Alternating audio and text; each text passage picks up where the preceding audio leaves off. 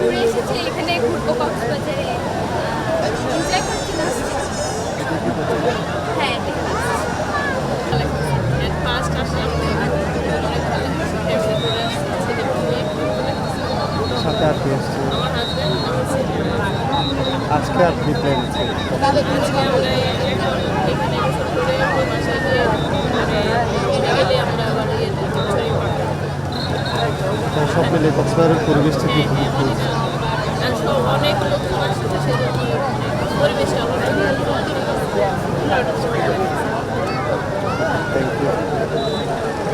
আলহামদুলিল্লাহ অনেক ভালো উপভোগ করতেছি কক্সবাজার সমুদ্র সৈকত, এবং আমাদের যে বাংলাদেশের যে পর্যটন শিল্প, এটা কিন্তু কক্সবাজারটা কিন্তু অনেক দিকে পিছিয়ে।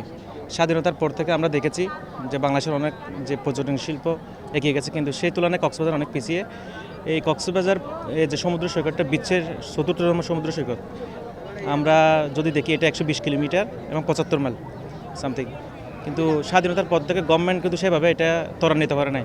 যে বর্তমান সরকার উনি যদি আমাদের এই কক্সবাজার সমুদ্র সৈকতকে যদি এই পর্যটন শিল্পে রূপান্তরিত করে আরও বেশি এগিয়ে নিয়ে যেতে চায়, সেহেতু আমাদের যে বেকার যুবক যুবতী আছে এরা কিন্তু এগিয়ে যাবে, এবং আমাদের যে কক্সবাজার সমুদ্র সৈকত নিয়ে কমার্শিয়াল এবং কালচারাল যে ইকোনমিক্যাল ডেভেলপ হবে, সেটা কিন্তু অনেক বেশি এগিয়ে যাবে আমাদের কক্সবাজার সমুদ্র সৈকত।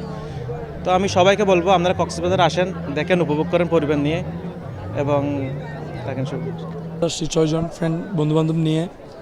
আর আপনার এখানে পরিবেশটা অনেক ভালো। আমরা রিয়েকশন তো অনেক ভালো আছে, মানুষের চাপ আছে এখন বেশি, কারণ জানুয়ারির মাস, এটাতে সবাই এখন ফ্রাইডে আজকে, তার জন্য অফিস আদালত বন্ধ, তার জন্য মানুষের চাপ একটু বেশি। তারপরেও মোটামুটি যা আছে আলহামদুলিল্লাহ। আমরা সাগর পাড়ে নামা যাচ্ছে না, কারণ মানুষের ক্রাউড বেশি। এখন আপনি আর একটু বিস্তারিত জানাবেন। আসছি সকালে আমরা 6 জন ফ্রেন্ড আসছিলাম, 6 জনে বাইক নিয়ে আসছি। আসার সাথে একটু রেস্ট নিয়েছি, নামাজ কালাম পড়লাম ফ্রাইডে যখন। এখন সমুদ্রের পার আসছি, মানুষজন বেশি ক্রাউড, তার জন্য এখনও পাড়ে দেখে জ্ঞান নিচ্ছে আর কি।